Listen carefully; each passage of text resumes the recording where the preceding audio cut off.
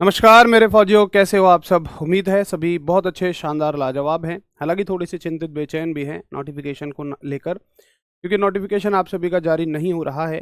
देखिए, उसका कारण मैंने आपको बता दिया कि जो भी आप सभी के लिए आयु सीमा में मांग हुई थी, उम्र सीमा में जो भी मांग हुई थी, उन सभी के चर्चाओं को लेकर ही नोटिफिकेशन थोड़ा सा आप सभी का लेट हो रहा है।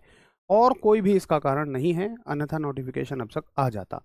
और मैंने ये भी बताया है कि नोटिफिकेशन ऐसा नहीं है कि बहुत लेट होगा, 2 दिन 3 दिन में आ जाएगा। लेकिन सारी चर्चाएँ अगर हो जाएँ, अच्छे से कोई निष्कर्ष निकल जाए। देखिए, अगर मान लो चर्चा ना हो वहाँ ऊपर उन ऑफ़िशियल्स के बीच में, और जल्दबाजी में कोई नोटिफिकेशन आ जाए, उसमें आपकी उम्र सीमा कम आ जाए, तो फिर उसको वापस ले पाना असंभव है। मतलब मैं कह रहा हूँ, मुश्किल नहीं, बिल्कुल असंभव। असंभव का मतलब हो ही नहीं सकता। इससे अच्छा है कि पहले एक बार वहाँ अच्छे से चर्चाएँ हो जाएँ। दिन 2 दिन 3 दिन लेट हो जाए नोटिफिकेशन, कोई दिक्कत नहीं है। 2 दिन 3 दिन में हमारे लिए कोई बहुत बड़ी आफ़त नहीं आ रही है। नोटिफिकेशन आज आ जाए, कल आ जाए, परसों आ जाए, इस बात से कोई बहुत बड़ा फ़र्क नहीं पड़ेगा। फ़र्क इस बात से पड़ेगा कि नोटिफिकेशन में उम्र सीमा कम आ रही है या बढ़ी हुई आ रही है। तो बढ़ी हुई आने के लिए थोड़ा-सा अगर लेट हो रहा है नोटिफ़िकेशन, तो हमारे लिए अच्छी बात है, ठीक है?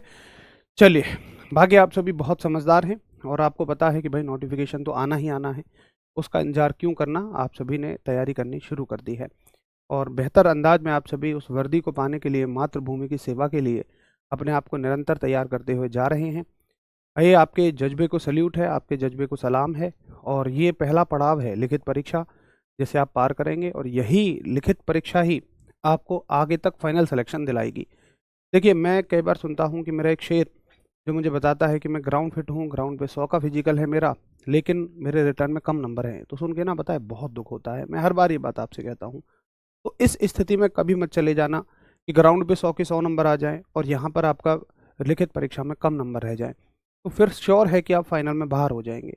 एक ऐसा बच्चा जिसका सेकंड का फिजिकल होगा बट आपसे लिखित में नंबर ज़्यादा होंगे, 12 से ज़्यादा नंबर होंगे, तो वो बाजी मार जाएगा। इसलिए कोशिश करो दोनों ही चीज़ों में आप सभी आगे रहो। लिखित परीक्षा के नंबरों में भी आगे रहो। जीडी ट्रेड्समैन, डब्ल्यूएमपी जिनके फिजिकल के नंबर जुड़ते हैं, वो फिजिकल में भी आगे रहो। बाकी टेक्निकल, नर्सिंग और क्लर्क वाले साथियों, तुम्हारे लिए तो मेरिट में जगह बनाने की सिर्फ और सिर्फ एकमात्र एक वजह, एक ही जगह है, और वो है लिखित परीक्षा। तुम्हारे पास एक मौका है। जीडी ट्रेड्समैन, डब्ल्यूएमपी वालों के पास तो 2 मौके हो जाते हैं, फिजिकल में भी आ जाए, लेकिन आपके पास सिर्फ एक मौका है। ठीक है? चलिए, अब टेस्ट सीरीज आप सभी को दिख गई होगी, वो खुलनी शुरू हो गई है। मैंने भी कल देख लिया था अच्छे से। और जैसे मैं कल आपको बता रहा था, पहले हमें थोड़ी सी टेस्ट सीरीज को ट्रेड वाइज बनाने में मुश्किल आ रही थी, लेकिन फाइनली हमने उसको ट्रेड वाइज ही बना दिया। तो आपको सिर्फ अपना सब्जेक्ट नहीं देखना है। अब जैसे मतलब मैं आपको कल समझा रहा था, वैसे नहीं देखना है, आपको सिर्फ अपनी ट्रेड देखनी है। ठीक है? टेस्ट सीरीज उम्मीद है सभी की खुल गई होगी। अगर किसी की नहीं खुली है तो फटाफट से बताइए, मैं आपसे कुछ पूछ लूँगा, मैं समझ जाऊँगा कि वो किन की नहीं खुली है। अच्छा, अपना बैच बताना, जिनकी टेस्ट सीरीज ना खुली हो, जो बता रहे हैं मेरी टेस्ट सीरीज नहीं खुली, सॉरी, वो अपना बैच भी बता देना, है ना? देखिए, यहाँ पे जाना होगा आपको पेड टेस्ट सीरीज में। पेड टेस्ट सीरीज का मतलब उसके पैसे नहीं देने, ठीक है? वो खुली हुई मिलेगी आपको अगर आपका बैच खुला हुआ है।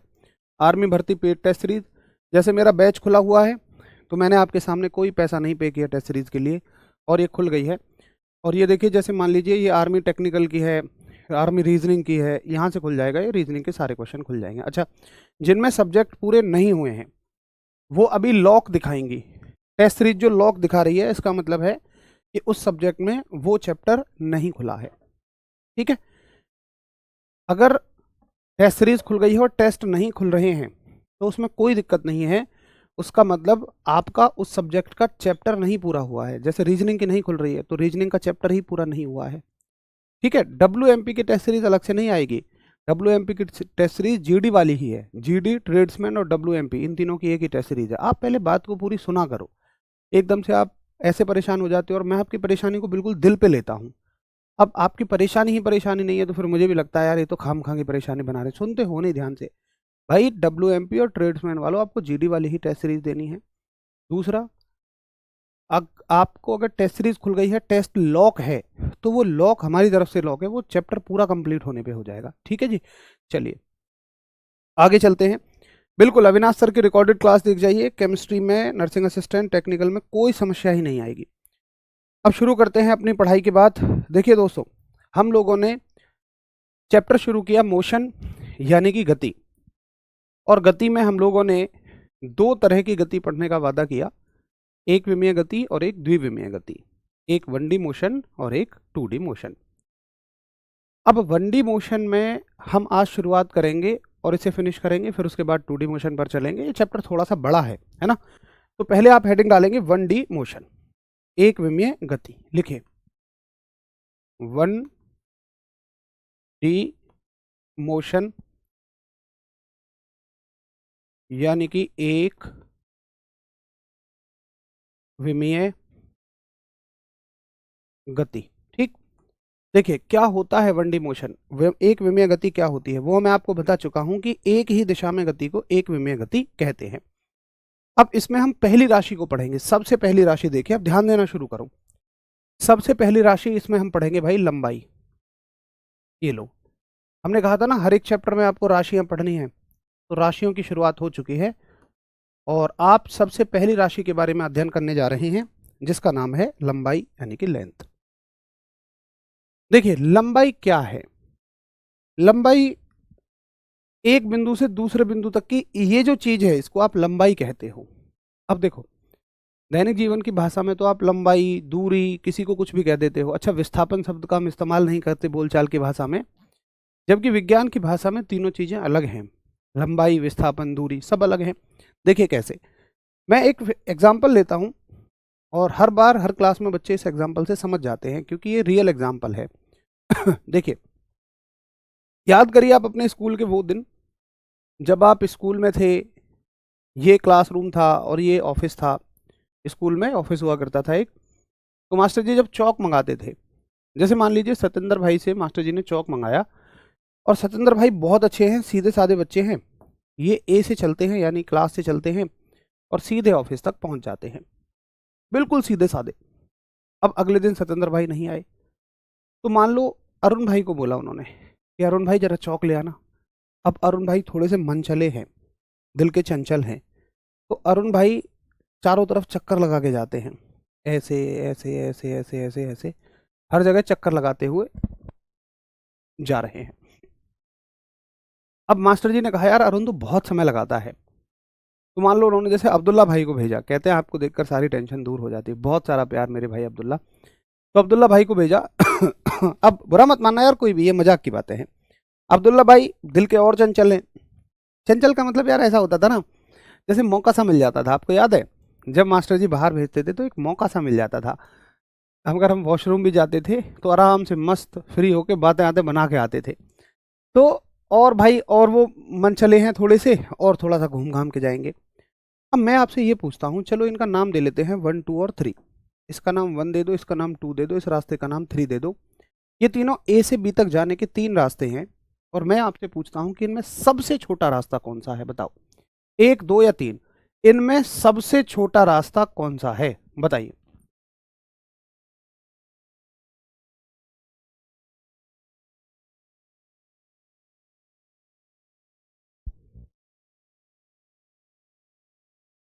जल्दी बताइए।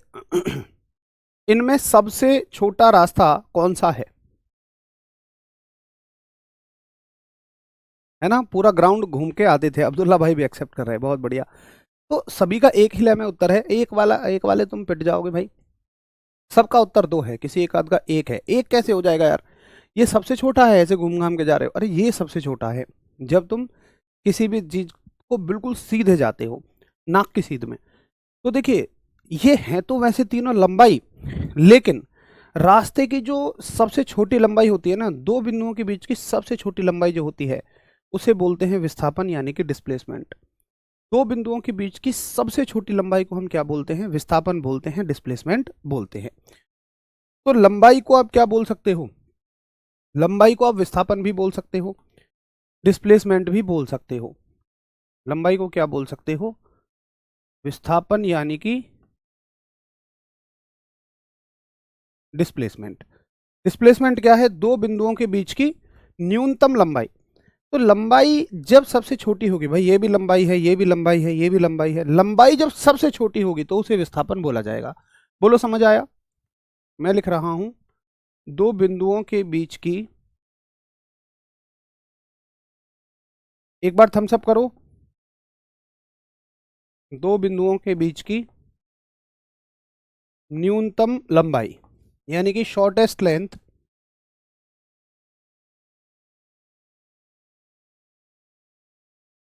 ये बिटवीन लिख दिया मैंने, ठीक है, शॉर्टेस्ट लेंथ बिटवीन 2 पॉइंट्स।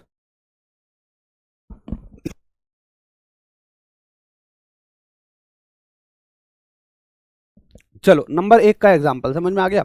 अब देखिए, अगर मैं आपसे पूछूं कि दो बिंदुओं के बीच जाने की कितनी लंबाइयां हैं तो आप कहोगे यार हजारों लंबाइयां हो जाएंगी, लाखों लंबाइयां हो जाएंगी। भाई कोई ऐसे जाए, कोई ऐसे भी जा सकता है, कोई ऐसे भी जा सकता है, कोई ऐसे भी जा सकता है, तो कैसे भी करके जा सकते हैं भाई, कहीं से भी किसी भी तरीके से जाओ। तो जब आप किसी भी तरीके से जा रहे होते हैं, ये बाकी सब क्या है, दूरियां हैं। ये हर एक लंबाई को क्या बोलोगे, दूरी बोलोगे, डिस्टेंस बोलोगे, ठीक है। तो दूरी क्या हो जाएंगी कि भाई विस्थापन के अलावा अन्य सभी लंबाइयां दूरी कहलाती हैं। दूरी यानी कि डिस्टेंस। आप लिखोगे दूरी की परिभाषा कि विस्थापन के अलावा, विस्थापन के अलावा अन्य सभी लंबाइयां दूरी कहलाती हैं, ठीक है। यानी कि लेंथ अदर देन,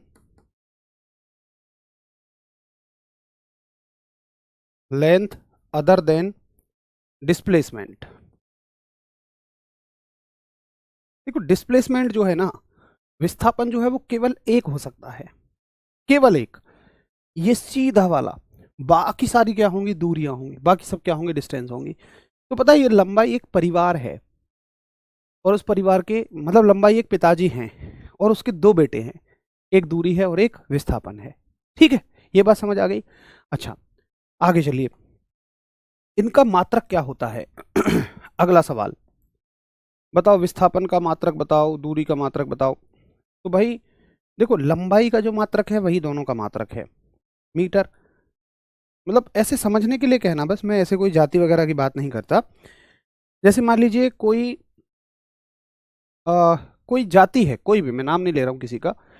मान लो किसी के पिताजी के नाम के पीछे वही जाति लगी है, तो बेटों के नाम के पीछे भी तो वही लगेगी, ऐसे ही मान लो। तो इसका मात्रक है मीटर, तो इसका मात्रक भी क्या हो जाएगा, मीटर हो जाएगा। सरनेम कह रहा हूं मैं, जाति का मतलब सरनेम मान लो आप, है ना। तो दोनों का मात्रक क्या हो जाएगा, मीटर हो जाएगा। अब देखिए, अब आज तक जो बातें आपने रटी होंगी मैं आपको अलग तरीके से करवाऊंगा, शायद वो रटनी नहीं पड़ेंगी। ये शब्द मेरे लिए बहुत मायने रखते हैं भाई अंगेश, कसम से। आप जैसा पहली बार टीचर देखा है मुझे में पढ़ाई करवाते हैं, बहुत बहुत बहुत सारा आभार। पता है मैं सोचता हूँ फिजिक्स को भी अगर हमने मुश्किल बना दिया, बोर बना दिया, तो क्या ही लाभ है फिजिक्स पढ़ने का और मेरा पढ़ाने का। फिजिक्स का मतलब ये है कि आप चीज़ों को ध्यान से समझ कर पढ़ें। अच्छा थम्स अप करो एक बार, इतना समझ आ गया, फिर हम आगे चले। एक बार फटाफट से थम्स अप करिए, फिर मैं आपको कुछ क्वेश्चन करवाऊंगा इसके, इतनी जगह आप खाली छोड़ देना, है ना। और कुछ चीज़ें बताऊंगा भी, कुछ क्वेश्चन भी कर लेते हैं, और कुछ चीज़ें भी फिर मुझे लिखनी है, वो क्वेश्चन के बाद ही समझ में आएंगी।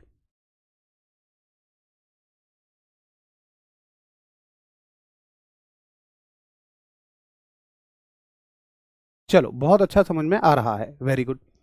देखिए आगे चलें थोड़ा सा, कुछ क्वेश्चन देख लो। देखो जैसे आपसे क्वेश्चन पूछे जाएंगे उतनी जगह वहां खाली छोड़ देना, है ना। कुछ क्वेश्चन पूछे जाएंगे कि एक व्यक्ति ए से लेकर बी तक जा रहा है, मान लो ए से लेकर बी तक की दूरी है 12 किलोमीटर, ठीक। और वो बी से लेकर फिर वापस सी तक एक बिंदु तक आया जो कि है 4 किलोमीटर। तो आपसे पूछा जाएगा कि इस पूरी यात्रा में दूरी यानी कि डिस्टेंस और विस्थापन यानी कि डिस्प्लेसमेंट बताइए, ठीक है। कि इस यात्रा में दूरी और विस्थापन बताइए। देखिए एक बात समझो आप कि दूरी, अच्छा हाँ एक चीज और मैं आपसे पूछता हूं, कल हमने अदिश और सदिश सीखा, तो आप दूरी को एक अदिश राशि कहेंगे या सदिश राशि कहेंगे। चलो मैं मदद करता हूं आपकी। भाई अदिश राशियों में दिशा नहीं होती है और सदिश राशियों में दिशा होती है। आपके पास दो चीजें हैं, विस्थापन और दूरी। अब मुझे ये बताओ कि किस चीज में आदमी दिशा का ख्याल रख रहा है। ये आदमी विस्थापन तय करता है और ये दूरी तय करते हैं। देखिए, दूरी तय करने वाले को कोई मतलब नहीं है, आज वो इस रास्ते पर जा रहा है, कल को इस रास्ते पर जाएगा, तो उसकी दिशाएं समान थोड़ी हैं भाई। यहां पर वो ऊपर है, नीचे है, एक दिशा है ही नहीं उसकी। लेकिन अगर आप विस्थापन वाले को देखेंगे तो इसको बिल्कुल सीधा चलना पड़ेगा, ये सीधा चलेगा तब जाकर ये विस्थापन तय कर पाएगा। तो विस्थापन में आपको दिशा का ख्याल रखना पड़ता है, इसलिए विस्थापन एक कैसी राशि है, सदिश राशि है। अब बताओ, रटना तो नहीं पड़ रहा। ये सदिश राशि है, वेक्टर क्वांटिटी है। और ये कैसी राशि है, ये एक अदिश राशि है। ये एक स्केलर क्वांटिटी है, क्योंकि इसमें आपको दिशा का ख्याल नहीं रखना पड़ता है। ठीक, आगे देख लो। अब एक सवाल आप आगे देखो, अगर ऐसा एक सवाल आ जाए और आपसे दूरी पूछी जाए, तो देखिए दूरी एक अदिश राशि है, इसमें कभी दिशा से कोई मतलब नहीं होनी चाहिए। आप पूछो, हाँ भाई कितना चला ए से बी तक, 12, बी से सी तक कितना चला, 4, कोई मतलब नहीं है आगे चला पीछे चला, सब कुछ जोड़ते हुए चले जाओ। लेकिन जब आप विस्थापन निकालो तो ये पूछो कितना चला, कोई कहेगा 12, कहाँ चला, आगे, ठीक है। कितना चला, 4, कहाँ चला, पीछे, तो पीछे चलने को माइनस कर दोगे आप, ठीक है भाई। आगे चलने को प्लस ले रहे हो, अगर कोई इसके सामने चिन्ह नहीं है तो प्लस ही माना जाता है, बाकी लिखते नहीं है प्लस को जनरली, बट लिख लो, चलो कोई नहीं। आगे चलने को प्लस लिखोगे तो पीछे चलने को माइनस। अब मुझे बताओ किसके ज़्यादा हैं, तो प्लस के ज़्यादा हैं। और कितने ज़्यादा हैं, 12 में से 4 गए तो 8। देखो गलती से भी ये मत करना कि प्लस माइनस माइनस।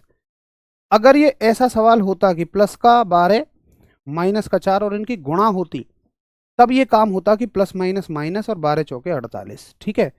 अब ये काम नहीं होगा। जोड़ और घटाने में कैसे करते हो, जिसके ज्यादा होते हैं उसके बचते हैं और दोनों को घटा देते हो। ये बहुत बड़ी मिस्टेक थी। अच्छा ईमानदारी से बताओ कौन कौन इस गलती को करते थे, दिल बना के भेजो। तो अब मत करना, अब 12 में से 4 जाएगा तो 8 आ जाएंगे। एक सवाल समझ आया होगा। चलो दूसरा सवाल एक और देता हूं मैं आपको, करके बताना कि एक व्यक्ति ए से लेकर बी तक गया और फिर बी से लेकर वापस ए तक आया, लेकिन अब की बार वो ए को पार कर गया, है ना, और किसी बिंदु सी तक पहुंचा। चलो ये दूरी तो 12 ही किलोमीटर है, लेकिन ये उसने तय कर दी 15 किलोमीटर इधर की तरफ। अब मुझे बताओ कि दूरी और विस्थापन कितने होंगे, डिस्टेंस और डिस्प्लेसमेंट कितने होंगे, फटाफट उत्तर करिए। चलो बहुत बढ़िया। तो मुझे खुद भी पता है कि आप कहाँ कहाँ गलती करते हो, निश्चिंत रहो, मैं आप सभी को इन गलतियों से निकालता हुआ चलूंगा।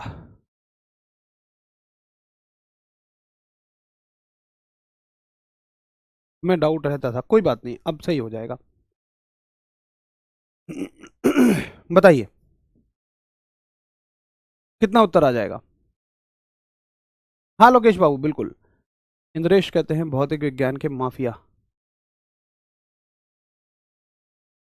बढ़िया। तो दूरी 27, विस्थापन 3। दूरी 27 क्यों है, क्योंकि 15 और 12, आपने कहा भाई दूरी निकाल रहे हो तो हमें कोई मतलब नहीं है, सीधा सीधा जोड़ते चले जाओ, 15 और 12 ये हो जाएगा 27। लेकिन जब तुम विस्थापन निकालोगे, अच्छा किलोमीटर में है ना सब, चलो जब विस्थापन निकालोगे तो आगे चलने को प्लस का लोगे और पीछे चलने को किसका लोगे, माइनस का। देखो आप एक छोटी सी गलती कर रहे हो, आप ये नहीं देख रहे हो कि भाई, एक सेकंड को, इसको किलोमीटर क्यों लिखूं मैं, सीधा सीधा लिख देता हूँ ना, 12 माइनस 15। आप ये नहीं देख रहे हो कि भाई प्लस का 12 है और माइनस का 15 है, तो किसके ज़्यादा है, माइनस के ज़्यादा है ना। और कितने ज़्यादा हैं, 15 में से 12 गए तो 3, तो ये माइनस के बचेंगे भाई, जिसके ज़्यादा है उसी के तो बचेंगे, ऐसे याद रखो ना। मान के चलो दो अलग अलग राजाओं की सेनाएं आ रही हैं, एक प्लस की सेना है, एक माइनस की सेना है। प्लस की सेना में 12 सैनिक हैं, माइनस की सेना में 15 सैनिक हैं। हर एक सैनिक एक दूसरे से लड़ता है और एक दूसरे को मार देता है, तो किसके सैनिक बचेंगे, माइनस की सेना के बचेंगे। कितने बचेंगे, 3 बचेंगे। बड़ा सिंपल सा लॉजिक है, तो वही यहाँ पे लगाया है। तो थोड़ा ध्यान दिया करो, है ना, प्लस माइनस में ये गड़बड़ मत किया करो। चलिए आइए जी, क्या आपको समझ आता, चलिए अन्ना बन के पढ़ता, क्या आपको ये समझ में आता, एक बार जल्दी से बता दा। देखिए अगला सवाल हम आपको देता और आप उसका उत्तर करता, यहाँ पर एग्जामिनर आपका बड़ा मजा लेता। देखिए एक और एग्जामिनर आपको क्वेश्चन देता कि दो बिंदु हैं ए से लेकर बी और इनके बीच की दूरी 9 किलोमीटर होता। अब वो कहता कि एक व्यक्ति ए से बी तक जाता और बी से लेकर ए तक वापस आ जाता, ये भी 9 किलोमीटर ही होता। अब आपको बताना मांगता है ये जी कि दूरी और विस्थापन कितना होता। आपको बताना मांगता कि दूरी और विस्थापन कितना होता, डिस्टेंस और डिस्प्लेसमेंट कितना होता, बताता। What about left right? Mangesh babu मैं समझ नहीं पा रहा क्या पूछ रहे हैं आप, अच्छे से पूछो, क्वेश्चन प्रॉपर पूछो। व्हाट अबाउट लेफ्ट राइट, इसमें क्या कोई समझेगा कि बताओ लेफ्ट राइट के बारे में क्या बताना है। चलो सोनू बहुत बढ़िया बहुत बढ़िया, आपके हमेशा पॉजिटिव पॉजिटिव कमेंट होते हैं, वेरी गुड वेरी गुड। एक भी नहीं छोड़ूंगा आपकी बार, सारे करके आऊंगा। ये हुई ना बात, फिजिक्स पहले अच्छी नहीं लगती थी, अब मज़ा आता है। अब मुझे लगता है कि हाँ मेरे यहाँ खड़ा होना सफल है। पता है मुझे मज़ा ही उन कंसेप्ट को सिखाने में आता है जो आपको पहले कभी नहीं आते थे या पहले मुश्किल लगते थे। मैं मानता हूँ अगर मैंने उनको बहुत आसान करके आपको सिखा दिया तो मेरा यहाँ खड़ा होना सफल हो जाएगा। बहुत बढ़िया। दूरी 18 है, कुछ कह रहे हैं विस्थापन 0 है, देख लेते हैं। देखिए दूरी कितनी हो जाएगी, थोड़ा सा नीचे ले लेते हैं इसको, दूरी। देखिए भाई, आप कहोगे कि भाई दूरी के मामले में तो आगे चलो चाहे पीछे चलो, हर जगह प्लस ही आना है, ये भी प्लस की आ जाएगी, ये +9 है, ये भी +9 है, उत्तर भी प्लस में ही आ रहा है, लेकिन अकेली संख्या के सामने प्लस नहीं लगाते। विस्थापन, आप आगे चले +9 और पीछे चले -9, तो 9 में से 9 गए तो 0। देखो याद रखना कि जब भी आप किसी यात्रा में एक जगह से चलकर उसी जगह पर वापस आ जाएं तो विस्थापन हमेशा 0 होगा। जहां से चलें और आप वहीं आ जाएं, विस्थापन हमेशा कैसा होगा, 0 हो जाएगा, 0 हो जाएगा, याद रखना। चलिए एक और एग्जाम्पल बताइए, इस चीज को हम आगे लिख लेंगे जो मैंने अभी बोली है। एक और एग्जाम्पल बताइए, एक व्यक्ति ने ए से चलना शुरू किया और वो बी तक गया। मान लो ये 8 किलोमीटर की यात्रा थी और वो यहीं जाकर रुक गया। इस पे थोड़ा दिमाग लगाना, ना वो वापस आया ना और कहीं चला, बस ए से चला और बी पर जाकर रुक गया। अब बताइए उसने कितनी दूरी तय की और कितना उसने विस्थापन तय किया, जल्दी बताइए। Happy rose day. अच्छा आज रोज डे है, चलो मेरे उन सभी शेरों को मैं अपनी तरफ से फूल दूंगा। देखो हम और तुम लोग वैसे वाले तो है नहीं कि लड़कियों को जा जा के रोज़ दें, उस तरह के तो शायद ना आप हैं, मैं तो हुई नहीं, लेकिन हम तो वो हैं कि जो अपने वतन के नाम, बस जो भी सोचते हैं अपने वतन के नाम सोचते हैं। तो हमारी तो जो असली मोहब्बत है वो अपने वतन से है। तो अगर आपको गुलाब देना ही है तो मत आप मुझे दीजिए, मत किसी और को दीजिए, आप वतन के नाम एक गुलाब दीजिए कि ऐ वतन तू मेरा है, मेरा था और मेरा रहेगा। आप वतन से मोहब्बत करिए। चलिए बहुत बढ़िया। तो देखिए आपने कहा कि भाई 8 से यहाँ तक गया, दूरी 8 है ना। कुछ साथी विस्थापन को 0 कह रहे हैं। देखिए विस्थापन 0 तब होगा जब आप यहाँ से चलते और वापस यहीं आ जाते, तभी तो 0 होता। अब तो विस्थापन केवल 8 होगा, तो यहाँ पर विस्थापन और दूरी बराबर हो जाएंगी, है ना। ना तो ये विस्थापन 8 से कम होगा, ना ज़्यादा होगा, ना 0 हो जाएगा। चलिए आगे चलें। देखो अब ये तो कुछ हमने सवाल कर लिए, ऐसे सवाल भी पेपर में पूछे जाते हैं। अब मैं आपसे यहाँ से कुछ बातें पूछूंगा, अगर आप मेरी बात से सहमत होना ना तो थम्स अप कर देना, अगर आप मेरी बात से एग्री कर जाओ तो। सुनो क्या बात है, मैं पूछूंगा आपसे कि हर जगह ना दूरी पर नज़र दौड़ा के देखो, तो दूरी हर जगह ना आपको प्लस की ही मिलेगी। देखो यहाँ भी प्लस की है, अरे इसके सामने कोई चिन्ह नहीं लगा मतलब प्लस की ही है, यहाँ भी प्लस की है, यहाँ भी प्लस की है, यहाँ भी प्लस की है। दूरी कभी भी आपको माइनस में या 0 नहीं मिलेगी। तो दूरी हमेशा धनात्मक होती है, पॉजिटिव होती है, ये कभी भी ऋणात्मक या शून्य नहीं हो सकती है। वहीं अगर आप विस्थापन को देखें तो विस्थापन प्लस में भी हो सकता है, माइनस में भी हो सकता है, 0 भी हो सकता है। ये प्लस में है तो विस्थापन प्लस भी हो सकता है, 0 भी हो सकता है, माइनस भी हो सकता है। इस बात के लिए थम्स अप करो। ये पेपर में भर भर के सवाल पूछा गया है, पिछली बार भी पूछा गया, 2023 में भी पूछा गया। अगर मैं इस बात को आपको डायरेक्ट लिखवाता तो शायद कभी समझ नहीं आती, लेकिन इन एग्जाम्पलों के माध्यम से यूं समझ लिया आपने बात को, है ना। तो लिखेंगे यहाँ कि जो विस्थापन है ना ये कैसा हो सकता है, ये पॉजिटिव भी हो सकता है। देखिए मैं शॉर्ट में लिख दे रहा हूँ, जगह नहीं है, पॉजिटिव, इसका मतलब समझना धनात्मक, ठीक है। ये हो गया नेगेटिव और ये हो गया शून्य। कि भैया ये प्लस भी हो सकता है, माइनस भी हो सकता है, शून्य भी हो सकता है, लेकिन ये सदैव कैसी होती है, ये सदैव पॉजिटिव रहती है, ये सदैव पॉजिटिव यानी कि धनात्मक। दूरी कैसी होती है, ऑलवेज पॉजिटिव, ये हमेशा धनात्मक होती है, हमेशा पॉजिटिव होती है, याद रखोगे। ठीक है, चलिए अब मैं आपसे एक चीज और पूछता हूं, सुनिए, जो पेपर में पूछी जाती है उसको रटना नहीं है, समझो।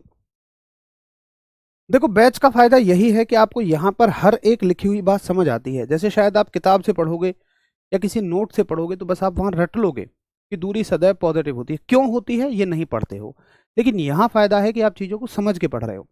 अच्छा जी, आगे देखो बच्चों, मेरे भाई एक चीज और सुनिए, दूरी पर हर जगह नजर दौड़ाइए और हर एक तरह के एग्जाम्पल में वो विस्थापन से आपको बड़ी नजर आएगी।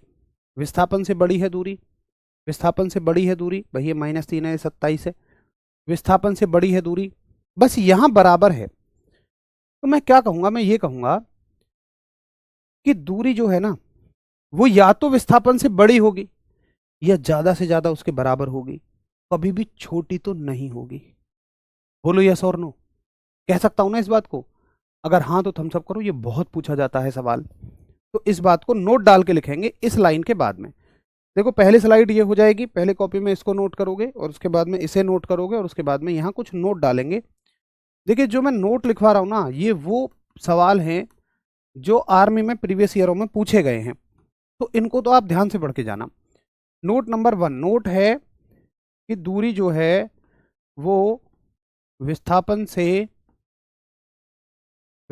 से बड़ी या बस बराबर हो सकती है, विस्थापन से बड़ी या बराबर हो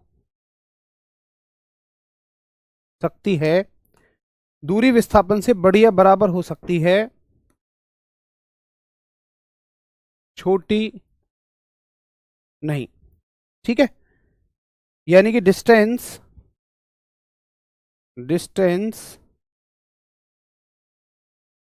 कैन बी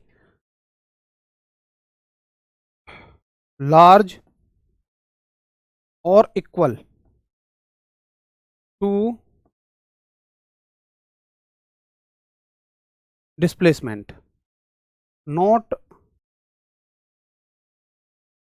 स्मॉलर। ठीक है, डिस्टेंस जो है वो डिस्प्लेसमेंट से बड़ी या बराबर हो सकती है, छोटी तो बिल्कुल भी नहीं हो सकती है। क्लियर है? तो ये सवाल पेपर में पूछे जाते हैं। अब देखो मेरे हिसाब से अब तक आपको बहुत मजे मजे में चीज़ें समझ में आ गई होंगी, और विश्वास मानना कि जितनी आराम से ये समझ में आ रही है ना, इतनी आराम वाली चीज़ें ये है नहीं। आपने पहले कभी पढ़ा होगा तो महसूस भी हुआ होगा आपको, लेकिन यहाँ पर हम चीज़ों को समझ समझ के हंसी मजाक में पढ़ते चले जा रहे हैं। अच्छा अब देखिए दूसरी चीज़ कि कई बार क्या होगा कि कुछ चीज़ें तो आपको आराम से समझ में आ जाएंगी, लेकिन कुछ चीज़ों में आपको थोड़ा सा धैर्य रखना पड़ेगा, हो सकता है वो एक बार में समझ में ना आए। तो कभी कोई चीज़ जब एक बार में समझ में ना आए ना, तो परेशान मत होना। जैसे अगली चीज़ को मैं लिखने जा रहा हूँ, इसको समझने की कोशिश करना है ना, ये सवाल बहुत इंपॉर्टेंट है। इसको समझना, एक बार में ना समझ में आए, मैं 2 बार बताऊंगा इस चीज़ को। देखिए एक सवाल आता है कि बताओ जो दूरी और विस्थापन का अगर मैं भाग लगाने लगूं, मतलब मैं कहीं से कहीं तक गया और दूरी और विस्थापन मैंने देख लिए और उनका मैं भाग लगा रहा हूँ, डिस्टेंस और डिस्प्लेसमेंट का भाग लगा रहा हूँ, तो ये अनुपात कितना होगा? वो पूछेगा ये अनुपात 1 के बराबर होगा, 1 से बड़ा होगा, 1 से छोटा होगा, जो भी है। अब एक बात समझिए आप कि हमने क्या देखा, हमने देखा कि देखो भाई दूरी जो है या तो विस्थापन के बराबर हो सकती है या बड़ी हो सकती है, छोटी तो कभी नहीं हो सकती है। तो आप मान लो कोई ऐसा एग्जाम्पल मान लो, मैं चलो 2 एग्जाम्पल ले लेता हूं या डायरेक्टली आप विस्थापन की कोई वैल्यू मान लो 10। 10 कहां से आया, तुम्हारा जो मन करे वो मान लो। अब सारे केस लगा के देखो, पहला केस है कि दूरी विस्थापन के बराबर हो सकती है, अगर विस्थापन 10 है तो दूरी भी 10 होगा, तो ये 1 हो गया। दूसरा केस क्या है, दूसरा केस ये है कि दूरी बड़ी हो सकती है। अब 10 से बड़ा तुम कुछ भी मान लो, 11 12 13 14 कुछ भी मान लो, जैसे मान लो तुमने 14 मान लिया, तो ये हो गया 1.4, 15 मानोगे 1.5 हो जाएगा। तो मुझे एक बात बताओ कि ये जो पूरा अनुपात है, अगर मैं दूरी और विस्थापन का भाग कर दूं तो इसका जो फाइनल उत्तर है, मुझे बताइए देखो वो या तो 1 के बराबर होगा या 1 से बड़ा होगा, 1 से छोटा तो कभी भी नहीं होगा, है ना। तो इस बात को कहने का क्या तरीका होगा गणित के रूप में आप इस बात को ऐसे कहोगे कि ये अनुपात बड़ा होगा 1 से।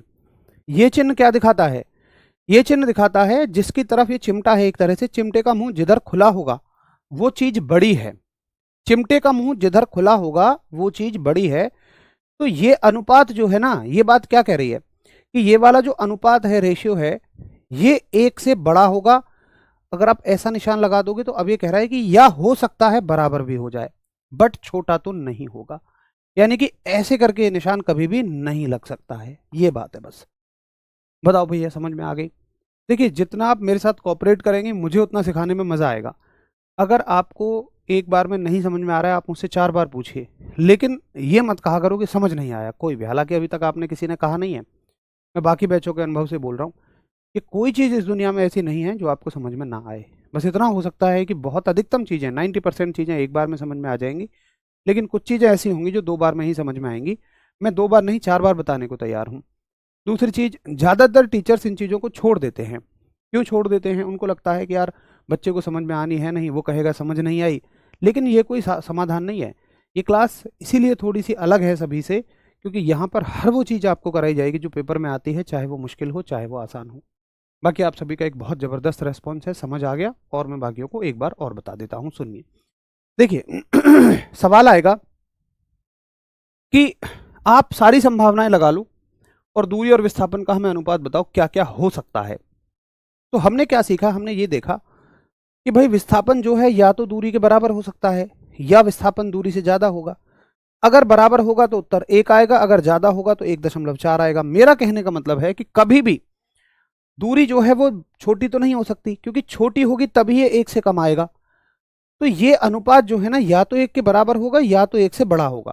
ऐसे याद रखो। देखो दूरी जो है ना, जब इसके बराबर होगी तो अनुपात 1 आएगा, और जब बड़ी होगी विस्थापन से तो अनुपात 1 से बड़ा आएगा। अगर ये छोटी होगी, अगर दूरी छोटी हुई तो अनुपात 1 से छोटा आ जाता, लेकिन दूरी कभी भी छोटी नहीं होती तो अनुपात 1 से छोटा नहीं आता। अनुपात निर्भर करता है, उत्तर निर्भर करता है इस पर। अगर ये नीचे वाले से बड़ा है तो उत्तर 1 से बड़ा आएगा, अगर ये नीचे वाले के बराबर है तो उत्तर 1 के बराबर आएगा, अगर ये नीचे वाले से छोटा है, ऊपर वाला नीचे वाले से छोटा है तो उत्तर 1 से छोटा आएगा। उत्तर इस पर निर्भर करता है, और हमें पता है कि दूरी कभी भी छोटी नहीं हो सकती है, तो उत्तर 1 से छोटा कभी नहीं आएगा। अब इस बात को लिखने का तरीका क्या है मेरे दोस्त? लिखने का तरीका ये है कि अगर बड़ी है तो आप चिन्ह को ऐसे खोल दोगे, अगर बराबर है तो चिन्ह को ऐसे दिखा दोगे, है ना। ये क्या दिखाता है? ये चिन्ह ऐसा दिखाता है कि भाई ये चीज बड़ी है या कैसी है, बराबर है। अब बताओ सभी को समझ में आ गया? फटाफट से एक बार। यार आशीष तुम ध्यान से नहीं पढ़ रहे हो, है ना, ध्यान है ही नहीं तुम्हारा। यार देखो, तुम मुझसे अगर इस बात को कोई मुझसे 10 बार भी पूछे ना, मैं उसको ये नहीं कहूंगा कि तुम ध्यान से नहीं पढ़ रहे हो, क्योंकि मुझे पता है ध्यान से पढ़ने पर भी हो सकता है 4 बार में समझ में आए। लेकिन अगर कोई मुझसे ये पूछे ना कि भैया दूरी का मात्रक क्या है, तो मैं 100% यही कहूंगा कि वो ध्यान से नहीं पढ़ रहा, क्योंकि दूरी का मात्रक मैंने लिखवा दिया है। तो ऐसी चीज़ों में मैं समझ जाता हूं कि कहाँ तुम्हारा डाउट रियल है और कहाँ डाउट इसलिए आया है क्योंकि तुम ध्यान से नहीं पढ़ रहे हो। देखो मेरी एक बात सुन लो, मैं आपको समझ में आ गया होगा, अब तक आप मुझे जान गए होंगे। मैं आपके दिमाग में फिट करके रहूंगा, चाहे चीज़ें आसान हो मुश्किल हो। आसान की तो कोई बात ही नहीं है, वो तो यूं हंसी मजाक में समझ में आ जाएगी। थोड़ी मुश्किल चीज़ को भी मैं 1 नहीं 2 बार में फिट कर दूंगा।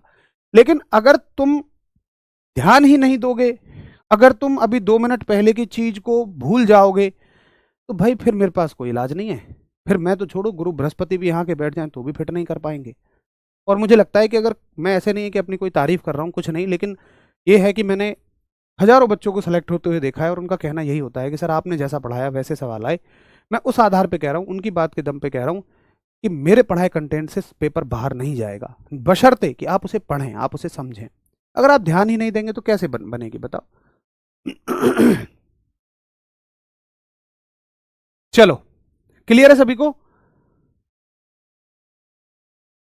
चलो मैं एक लास्ट बार और समझा देता हूं। देखो जैसे कोई भी अनुपात क्या होता है, मान के चलो किसी भी अनुपात का, ये अनुपात होता है, इसको बोलते हैं रेशियो। किसी भी अनुपात का मेरे भाइयों 1 से बड़ा होना या 1 के बराबर होना या 1 से छोटा होना इस राशि पर निर्भर करेगा कि ये नीचे वाली से कैसी है। अगर ये दोनों, ये राशि नीचे वाली के बराबर है तो अनुपात 1 के बराबर आएगा।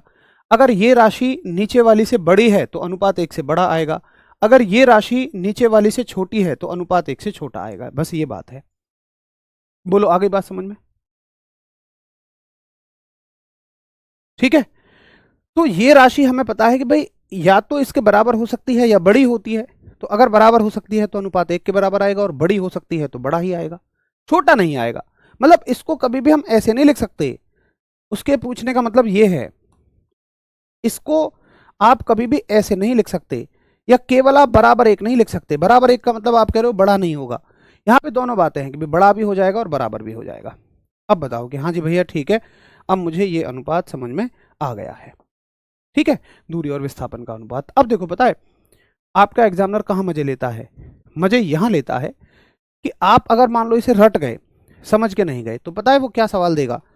वो सवाल दे देगा कि विस्थापन को ऊपर कर देगा, विस्थापन को ऊपर कर देगा, यानी कि डिस्प्लेसमेंट को ऊपर कर देगा, और दूरी को नीचे कर देगा, डिस्टेंस को नीचे कर देगा।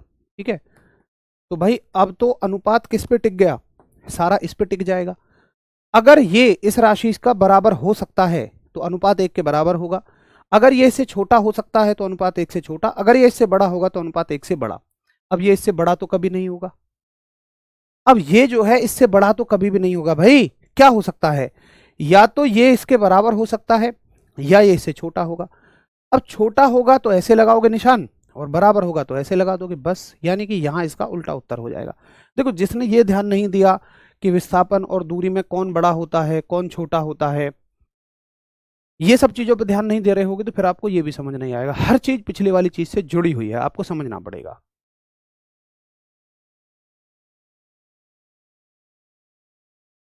बताओ एक बार फटाफट थम्स अप करो। ठीक है भैया, मुझे आपकी बातें समझ में आ गई है, अब हमें ऐसे निकलना चाहिए।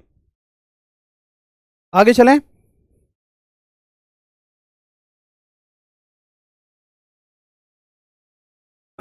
चलो थैंक यू भाई लक्ष्मी, ये आपकी शब्द बहुत मतलब मुझे हिम्मत देते हैं, थैंक यू।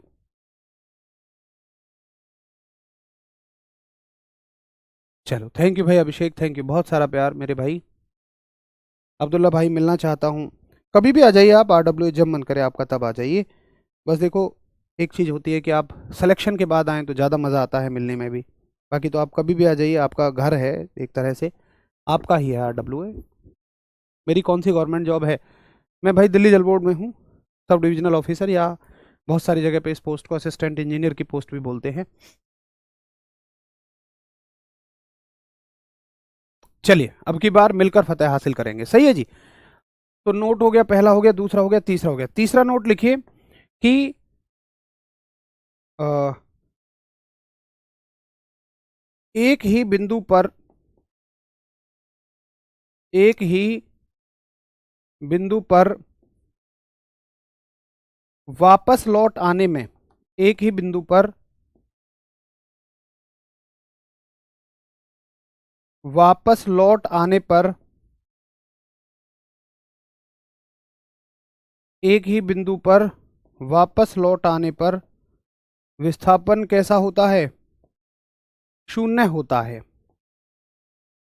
देखिए अब जहां से चले और आप वहीं आ गए तो विस्थापन कैसा हो जाएगा? शून्य हो जाएगा। लिखेंगे displacement is zero, displacement is zero if body comes at same point. इसके उदाहरण क्या हो सकते हैं? इसका उदाहरण है कोई भी गोल घूमती हुई वस्तु। जैसे सवाल पूछेगा इसमें कि बताओ पृथ्वी मान लो एक त्रिज्या में घूमती है, या मान लो कोई भी वस्तु है गोलाकार घूम रही है ऐसे करके, और वो आपसे पूछेगा कि चलो एक एग्जांपल ले ही लेते हैं, है ना। एक एग्जांपल ले लेता हूं मैं। एक क्वेश्चन देख लो कि 3 मीटर त्रिज्या के वृत्त में, 3 मीटर त्रिज्या के वृत्त में एक चक्कर पूरा करने में, एक चक्कर पूरा करने में विस्थापन और दूरी बताओ। एक चक्कर पूरा करने में विस्थापन क्या होगा और दूरी क्या होगी? डिस्प्लेसमेंट क्या होगा और दूरी यानी कि डिस्टेंस क्या होगी? ये आपसे सवाल पूछा जाएगा कि 3 मीटर त्रिज्या के वृत्त में एक चक्कर पूरा करने में कितना विस्थापन लगेगा और कितनी दूरी लगेगी। अब देखिए एक बात को आप समझिए कि ये एक वृत्त है, मतलब वृत्त का मतलब क्या है भाई? कोई चीज ऐसे गोल गोल घूम रही है, मान लो वो यहां से चली, एक चक्कर का मतलब क्या है? जहां से चले वहीं आ जाए, एक चक्कर हो गया। तो देखो विस्थापन तो क्लियरली जीरो हो जाएगा, क्योंकि जहां से आप चले और वहीं अगर आप लौट के आ गए तो आपका डिस्प्लेसमेंट कैसा हो जाएगा? शून्य हो जाएगा, जीरो हो जाएगा। ठीक है, कोई भी ऐसा उदाहरण आप देख लो जिसमें वस्तु जहां से चले और वापस वहीं आ जाए, तो विस्थापन हमेशा कैसा होगा? जीरो होगा। अब दूरी क्या होगी? तो दूरी तो एक्चुअली में तुम कितना चले, वास्तव में कितना चले, दूरी का मतलब ये है। देखो विस्थापन जीरो क्यों होगा? इसलिए भी जीरो होगा, आप ऐसे पढ़ो कि पता है, देखो इसको मैं दो हिस्सों में बांट लेता हूं। जब तुम यहां से यहां तक चल रहे हो तो तुम्हारी दिशा ये है, लेकिन जब तुम यहां से यहां चलोगे तो तुम्हारी दिशा क्या है? ये है। तो यहां तक के जो भी लंबाई होगी उसको तुम प्लस लोगे, फिर इसको माइनस, और ये दोनों लंबाइयां बराबर होंगी, तो प्लस और माइनस कट के जीरो हो जाएगा फिर से, है ना? इसलिए विस्थापन जीरो आएगा। अब दूरी कैसी आएगी? देखो भाई, दूरी में तो तुम चले हो ना कुछ, दूरी में तो एक्चुअल में तुम इतना चले हो। अच्छा ये क्या है? ये वृत्त की परिधि है, ये वृत्त की परिधि है। अगर आपने नहीं पढ़ा तो समझ लो कि अगर मान लो इसकी त्रिज्या कुछ है, आर है, तो आप जो दूरी तय करोगे ना यहां से यहां तक, लंबाई तय करोगे, ये 2 पाई आर हो जाएगी। और इसको तो हम दूरी ही कहेंगे, क्योंकि दूरी का मतलब तो है वास्तव में कितना चले तुम, एक्चुअल में कितना चले। ठीक है, तो दूरी को तुम कहोगे कि भैया दूरी होगी 2 पाई आर। ये क्यों होगी? क्योंकि ये वृत्त की परिधि होती है। गणित में तुम इस सूत्र को पढ़ोगे, अभी रट लो, 2 पाई आर। ठीक, आर की वैल्यू हमें दे रखी है 3, त्रिज्या होती है ना आर, तो 2 पाई × 3, और उत्तर आ जाएगा 6 पाई मीटर। अब ऑप्शन में कोई कहेगा भैया पाई का मान रख दे, कोई दिक्कत नहीं है। पाई की वैल्यू ऑप्शन तो ऑप्शन के ऊपर निर्भर करेगा ना, ऑप्शन ऐसे होंगे तो ठीक, पाई का मान रख देगा तो ठीक। बाकी हमारे यहाँ फिजिक्स में पाई का मान रख के नहीं देता ज्यादातर, वो गणित में होता है। ठीक है भाई, समझ में आया? एक बार थम्स अप करो सभी। हाँ जी भैया, क्लियर है।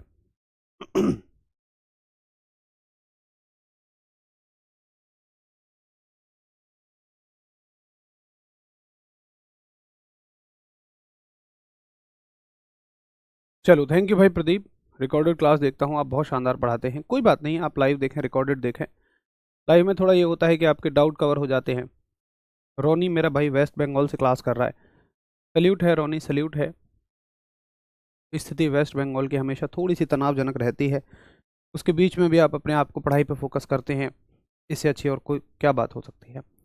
बिल्कुल मोहम्मद साहिल, बिल्कुल हो जाएगा, सर ने बहुत अच्छी पढ़ाई है भाई, बहुत शानदार पढ़ाई है। ठीक है, तो फटाफट से एक बार रिवीजन कर लें कि हमने क्या क्या पढ़ा है। देखिए हमने क्या क्या पढ़ा।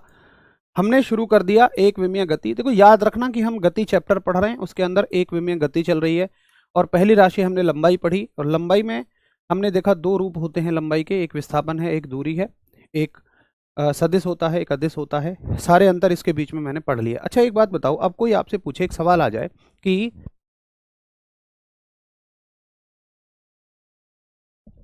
तुम लोग अलग से नोट कर लेना, मैं यहीं लिख देता हूं, एक सवाल आ जाए कि लंबाई सदिश है या अदिश है, बताओ। लंबाई कैसी राशि है? लेंथ, तो समझ के उत्तर करना है ना, तुक्के में नहीं, लॉजिकली। लंबाई कैसी राशि है? सदिश यानी कि वेक्टर, या ये अदिश है, स्केलर है, या दोनों हैं, ए एंड बी बोथ है, दोनों हैं, या डी उपरोक्त में से कोई नहीं, नन ऑफ द अबव। बताइए भाई। ये एक अलग से सवाल मैंने यहां बना दिया, इसको रेड सर्कल में ऐसे कर देंगे। चलो इसका रंग भी चेंज कर लेते हैं। अब बताओ लंबाई कौन सी राशि है? मैं दूरी और विस्थापन नहीं पूछ रहा हूं, मैं लंबाई पूछ रहा हूं, लंबाई। थैंक यू सर, आपकी वजह से मैं आज बहुत खुश हूं। I love you sir. Shivam मेरे भाई, बहुत सारा प्यार, बहुत सारा प्यार। मिलकर करेंगे यार, कोई चीज़ ऐसी नहीं है पता है जो तुम नहीं कर सकते हो। बस दिक्कत क्या है कि एक तो ये जो पास पड़ोसी हैं या वो लोग जो तुम्हें आगे नहीं बढ़ने देना चाहते हैं, एक तो उन मक्कार आदमियों ने तुम्हें थोड़ा सा डिमोरलाइज कर दिया है और तुमसे ये कह दिया है कि तुम कर नहीं पाओगे। लेकिन मैं कहता हूँ कि हर एक आदमी कुछ भी कर सकता है। जिसके पास ये है ना, जिसके पास ये खोपड़ी है, वो सब कुछ कर सकता है। और जिसके पास खोपड़ी ही नहीं है तो फिर शायद नहीं बात बने। लेकिन तुम सब कुछ कर सकते हो। बस पता है क्या होगा, चलो बताऊंगा मैं, अभी इसका उत्तर कर दूं मैं। देखो मालिक, ये दोनों तरह की राशि है भाई। अगर केवल आप ये देखो ना, अगर वो लंबाई कह रहा है तो लंबाई का मतलब तो ये भी लंबाई है, ये भी लंबाई है, ये भी लंबाई है। लंबाई का मतलब विस्थापन और दूरी उसकी जेबों में रखे हैं। मैं लंबाई हूं, मेरे अंदर यहाँ विस्थापन रखा है, इस जेब में दूरी रखा है। मैं तो दोनों तरह की राशि हूं। तो लंबाई दोनों तरह की राशि है। इसको सदिश भी कह सकते हो, अदिश भी कह सकते हो। अगर क्लियरली ये बताए कि लंबाई का दूरी रूप पूछ रहा है या विस्थापन, तब तुम क्लियर बता पाओगे कि अदिश है या सदिश है। अगर खाली लंबाई कह रहा है, केवल लेंथ कह रहा है, तो वो दोनों तरह की राशि है, वो बोथ टाइप की क्वांटिटी होगी। ठीक है भाई, चलिए, तो ये बात आप याद रखेंगे। उसके बाद हमने कुछ बहुत अच्छे अच्छे फैक्ट सीखे, कुछ क्वेश्चंस करे बहुत बढ़िया बढ़िया जबरदस्त वाले। और यहाँ पर हमने एक ऐसा क्वेश्चन कर लिया जिससे सारे डाउट आपके क्लियर हो गए। यहाँ पर एक राशि आपकी क्लियर हो गई, पूरी लंबाई, और लंबाई के दो हिस्से हो गए, दूरी और विस्थापन। ठीक है जी। अगर अलग पूछे दूरी और विस्थापन तो अलग उत्तर करो, कंबाइन पूछेगा तो दोनों तरह का उत्तर करो। तो मैं बात कह रहा था, आपको दिक्कत पता है क्या है, आप एक मन में ये मान लेते हो दूसरों के कहने में आगे कि मैं नहीं कर सकता। देखिए, तुम कुछ भी कर सकते हो, कोई कुछ भी कर सकता है। मैं एक सर्वश्रेष्ठ एग्जाम्पल इस दुनिया का उठाता हूँ, दशरथ मांझी जी बिहार के रहने वाले थे। और आप देखिए ना, मतलब आपको यकीन नहीं होगा एक आदमी कैसे ऐसा कर सकता है वाकई में। चलो मैं आपको एक छोटी सी बात बताता हूँ। देखिए क्या हुआ, तो दोस्त थे, मतलब ये बात इसलिए है मैं आपको ये बात इसलिए बता रहा हूँ क्योंकि कई बार ना आपको अपनी क्षमताओं पे शक होने लगता है कि यार मैं कर सकता हूँ या नहीं कर सकता हूँ। आप उस बात को सभी से पूछते हैं कि क्या भैया मेरा सिलेक्शन हो जाएगा, मैं पढ़ रहा हूँ, इतने घंटे पढ़ता हूँ, क्या मेरा हो जाएगा। तो कहीं ना कहीं इसमें ये प्रतीत हो रहा है कि आप अपनी क्षमताओं पे शक कर रहे हैं। इसके लिए मैं आपको एक छोटी सी कहानी सुनाता हूँ। दो बच्चे थे, दोनों दोस्त थे। एक थोड़ा सा उम्र में बड़ा था और एक उम्र में बहुत छोटा था। छोटा वाला हल्का सा था, वजन भी कम था, और बड़े वाले का वजन भी ठीक ठाक था। एक दिन वो गांव में ना दूर खेलते खेलते जंगल में जा पहुंचे, और वहां पे एक कुआं था, और गलती से बड़ा वाला बच्चा कुएं में गिर गया।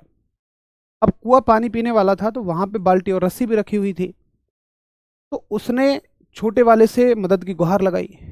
अब छोटे वाले को क्लियरली ये बात समझ में आ गई कि भाई तू तो इसको नहीं खींच पाएगा। उसने चारों तरफ जंगल में नजर दौड़ाई, उसे कोई नहीं दिखा दूर दूर तक। अब यार, जब दूर दूर तक कोई नहीं दिखा, उसने सोचा कि ये तो वैसे ही बेचारा डूब रहा है, तो क्यों ना मैं ही प्रयास कर लूं। तो उसने बाल्टी को पानी में डाल दिया और उससे कहा बड़े वाले से, बैठ जा इसमें। बड़े वाले ने कहा कि भाई जल्दी से किसी और को बुला ले यार, कोई आसपास हो तो चिल्ला के बुला ले, तू नहीं खींच पाएगा। उसने कहा कोई भी नहीं है दूर दूर तक, मैं ही कोशिश कर ले रहा हूं, तू बैठ जा। और भाई उसने उसको खींच लिया। अब वो पानी में भीगा हुआ पूरी तरह से, छोटा वाला अपने में डरा हुआ। घर आए, क्योंकि घर पे तो ये डर रहता है ना मार लगेगी। तो बाहर लोगों की भीड़ लग गई उन्हें देख के। दोनों को काफी देर से ढूंढ भी रहे थे, उन्हें कहाँ गए कहाँ गए कहाँ गए उनके परिवार वाले। तो उनसे पूछा कहाँ गए थे, उन्होंने सारी कहानी बताई। तो किसी को भरोसा ना हो कि तूने कैसे खींच लिया यार इसको। वहीं पर एक बहुत समझदार बुजुर्ग बैठे हुए थे, उन्होंने कहा नहीं, इसने ऐसा कर दिया होगा। उन्हें भरोसा हो गया, किसी को भरोसा नहीं हो रहा था, उन्होंने भरोसा कर लिया। बोले तूने कैसे कर दिया। इसने सब गांव वालों ने पूछा जी बाबा इन्होंने कैसे कर दिखाया ये। तो उन्होंने बताया कि जब ये छोटा वाला बच्चा रस्सी खींच रहा था ना, बहुत ध्यान से सुनना, जब ये छोटा वाला बच्चा रस्सी खींच रहा था ना, तो वहां पर इससे ये कहने वाला कोई नहीं था कि तू इसे नहीं कर सकता है, इसलिए इसने वो काम कर दिखाया। तो आप किसी भी काम को ना तब तक नहीं कर पाते हैं जब तक कोई आपको ये कहने वाला हो कि तुम इसे नहीं कर सकते हो, और किसी काम में आप तब तक नहीं रुकने वाले हो जब तक कोई ये ना कह दे कि तू इसे नहीं कर सकता है। दोनों ही बातों में समानता है। देखिए, किसी काम को करने में मुश्किलें तो आती हैं, मैं ये नहीं कह रहा हूं कि बड़े आराम से उसने कर दिया होगा, या आप भी बड़े आराम से कुछ कर सकते हो। अगर आपको कोई विषय कम समझ में आता है, किसी चीज में दिक्कत लगती है, तो ऐसा नहीं है कि आप इसको बिल्कुल हंसते खेलते कर जाएंगे। थोड़ी सी आपको परेशानी होगी। परेशानी का मतलब है थोड़े से एक्स्ट्रा प्रयास लगाने पड़ेंगे, मेहनत करनी पड़ेगी। 1 घंटे के बजाय 1.5 घंटा 2 घंटा पढ़ना पड़ जाएगा, लेकिन कर जरूर जाओगे तुम। तो आपको कभी भी ये नहीं मान लेना है कि मैं नहीं कर सकता। आप 101% कर सकते हो, लेकिन ऐसा भी नहीं है कि हवा में बस 4 लाइनें शायरी वाली सुन ली और कह दिया जी कर जाऊंगा, नहीं। आपको उसकी व्यवहारिकता को समझना पड़ेगा, प्रैक्टिकलिटी में जाना होगा कि भाई अगर किसी ऐसे बच्चे को जिसका बेसिक वगैरह क्लियर है, उसको ये चीज़ 1 घंटे में समझ आती है, मेरा बेसिक वगैरह क्लियर नहीं है, तो मैं बेसिक क्लियर करूंगा फिर पढ़ूंगा, हो सकता है मुझे 1.5 घंटे का समय लग जाए, लेकिन समझ जरूर जाओगे। मेरा मतलब है ये तो नहीं है कि आप नहीं कर सकते हो, बस थोड़ी सी मेहनत आपको ज़्यादा करनी पड़ेगी। चलिए, तो मन में पॉजिटिविटी रखिए, अगर आप तैयारी में उतरे हैं तो मेहनत के उद्देश्य से रहिए, कभी शॉर्टकटों के चक्कर में मत रहिए। ज़्यादातर लोग बस इसी चक्कर में होते हैं कि हमें 10 क्वेश्चन 50-20 इंपॉर्टेंट क्वेश्चन मिल जाए, कुछ इंपॉर्टेंट जैसा नहीं होता, या इंपॉर्टेंट होगा होगा भी तो वो आपको पेपर में 2-4 नंबर दिला सकता है, सिलेक्शन नहीं दिला सकता, पूरे क्वेश्चन नहीं करा सकता है। इसलिए लंबे रास्ते से पढ़िए, चीज़ें पूरी पढ़िए, कंप्लीट पढ़िए, मेहनत का मन रखिए। जब आपकी इच्छाएं मेहनत की तरफ होंगी तो निश्चित तौर पर सफलता आपकी होगी। चलिए, फिर मिलते हैं। नमस्कार, धन्यवाद, जय हिंद साथियों।